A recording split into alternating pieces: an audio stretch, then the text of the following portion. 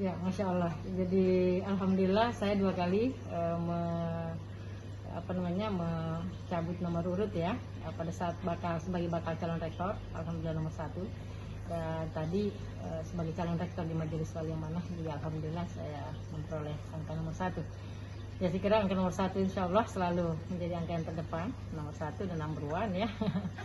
Dan kita berharap ini adalah sebuah angka yang berkah untuk saya pribadi dan kita semuanya insya Allah. Ya, kita berharap alhamdulillah sebagai manusia saya sudah berikhtiar yang terbaik.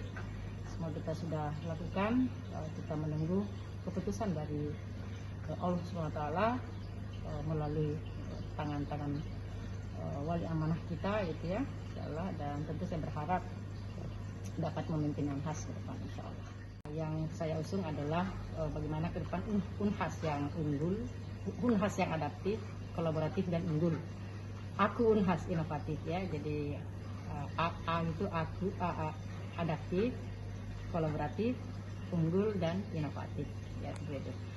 Nah, tentu kita berharap selalu kita fokus pada bagaimana peningkatan mutu lulusan kita ya, mutu lulusan dan peningkatan kualitas dosen dan mahasiswa, tenaga pendidikan kita, bagaimana kita terus melakukan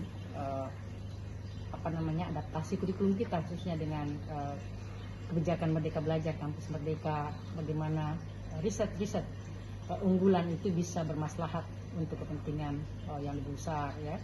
Jadi kita mendorong Tridharma perguruan tinggi kita semakin baik ke depan, semakin berkualitas, dan tentu harapan kita saya berharap insya Allah Unhas mengukuhkan dirinya sebagai perguruan tinggi bereputasi internasional yang memberikan kemaslahatan bagi benua maritim Indonesia sebagaimana yang tertera pada rencana jangka panjang Unhas.